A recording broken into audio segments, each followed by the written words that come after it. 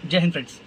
Recently मेरे से काफ़ी लोगों ने क्वेश्चन पूछा कि अब ये जो वॉर चल रहा है इसका क्या कंक्लूजन निकल सकता है। तो मेरे अकॉर्डिंग इसमें कंक्लूजन में जो जितनी भी साइड्स हैं वो अपने आप को विक्टोरियस दिखाने की ट्राई करेंगे। बिकॉज अभी जो यूएसए में है वो मिड टर्म इलेक्शन है, तो ट्रंप को भी जीत के निकलना है। नेतन्याहू के में नेशनल इलेक्शन है, उसको भी जीत के निकलना है। और वहीं जो ईरान के लिए तो सर्वाइवल की बात है। तो मुझे ऐसा लगता है कि प्रोबेबली अब यूएसए जो प्रोबेबली उसके लिए सबसे सही बात है वो कि वो खर्ग आइलैंड को ले ले। खर्ग आइलैंड जहाँ से स्ट्रेट ऑफ हॉर्मूज को भी वो कंट्रोल कर पाएगा, और जहाँ पे क्या है सबसे ज़्यादा जो रिसोर्सेज हैं, जहाँ पे भी ऑयल जो सप्लाई होती थी, ऑयल जो एक्सट्रैक्ट किया जाता था ईरान का, वो खर्ग आइलैंड से ही किया जाता था। अगर वो उसको कंट्रोल कर लेता है तो यूएसए यहाँ से जीत के निकल सकता है, या वो अपनी एटलीस्ट विक्ट्री क्लेम कर सकता है। अदरवाइज इससे कम में तो वो जो भी बाहर निकलेगा तो उसको लिए कुछ फायदा नहीं होगा। वो बस यही चाह रहा था कि इसी को लिए वो नेटो फोर्स को इंक्लूड करना चाहता था। अब नेटो फोर्स को इंक्लूड करने के पीछे जो रीज़न है वो ये है कि ईरान ने रिसेंटली डियागो गार्सिया पे अटैक किया। डियागो गार्सिया क्या है?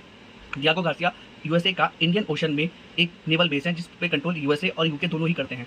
अब उस पे अटैक होने का मतलब ये है कि वो 4000 किलोमीटर है ईरान से, यानी कि ईरान ने 4000 किलोमीटर तक की अटैक करने वाली बैलिस्टिक मिसाइल्स को डेवलप कर लिया है। और ट्रंप इसी का डर दिखा के ही चाहता है कि नेटो फोर्सेस भी इस वॉर में इंगेज हो, क्योंकि अगर ईरान ने 4000 किलोमीटर की बैलिस्टिक मिसाइल कवर कर ली बना ली हैं, जो कि पूरे यूरोप कॉन्टिनेंट को भी अपने साथ कवर करेंगी, तो इससे क्या होगा कि जो नाटो फोर्सेस हैं वो भी उसमें भी आर्टिकल 5 इंडिकेट हो जाएगा। और आर्टिकल 5 इंडिकेट होते ही नाटो की जितनी भी फोर्सेज हैं, 32 कंट्रीज़ हैं जो नाटो कंट्रीज़ हैं, उन सबको इस युद्ध में आना पड़ेगा। और जैसे ही वो युद्ध में आएंगी तो ईरान के लिए सर्वाइव करना बहुत ज़्यादा मुश्किल हो जाएगा। बट ईरान ने भी समझदारी दिखाई, और ईरान ने भी अभी तक किसी भी नाटो कंट्री पे अटैक नहीं किया।